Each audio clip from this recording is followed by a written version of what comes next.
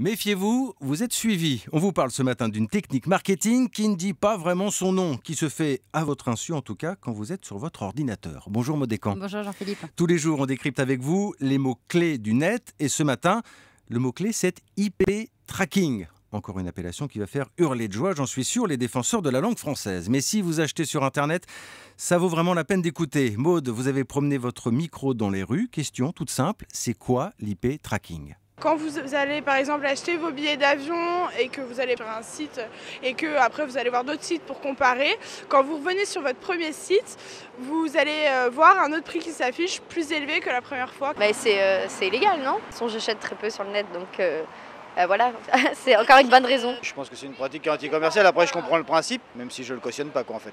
Typiquement, en tant qu'acheteur potentiel, c'est un site pratique ce genre de méthode, j'y retournerai pas sur ce site. Allez, les gens ont l'air plutôt au courant. Si je comprends bien, Maud, l'IP tracking, c'est quand un site internet, un site marchand enregistre l'adresse de votre ordinateur, l'adresse IP, sa carte d'identité, sa signature, c'est comme ça qu'on dit, pour voir précisément les produits qui vous intéressent.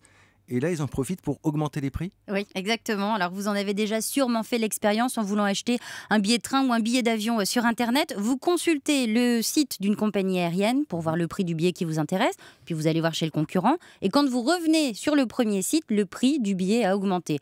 Là, vous vous dites qu'il faut vous dépêcher, sinon le prix va encore augmenter et vous achetez. Voilà, c'est ça l'IP tracking, une technique qui vous incite à acheter dans la précipitation. Il y a une personne qui posait la bonne question dans votre reportage. Est-ce que c'est légal de faire ça ? Alors pour le moment, oui, c'est tout le problème. Il n'existe pas encore de législation spécifique puisque la méthode est relativement récente.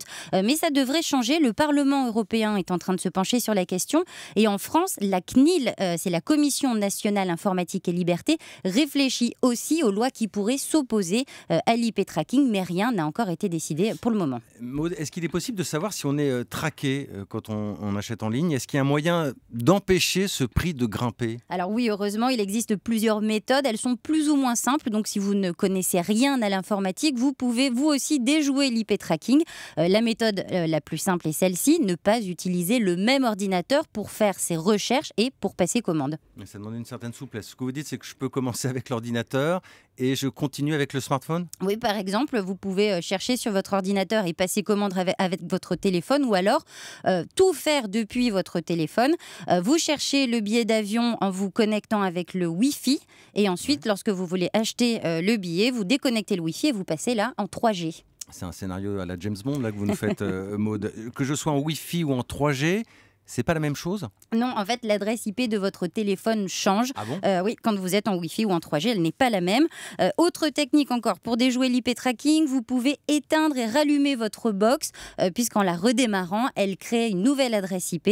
Et enfin, dernière petite astuce très pratique, vous pouvez activer ce qu'on appelle la navigation privée.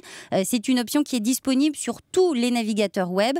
Elle bloque les cookies, ce sont eux qui surveillent les sites que vous consultez. Sans ces cookies, il est impossible pour le site de suivre vos recherches et donc de faire augmenter le prix du billet de train qui vous intéresse. C'est un roman d'espionnage. Merci à Jean-Maud Descamps. L'IP tracking n'aura pas votre porte-monnaie.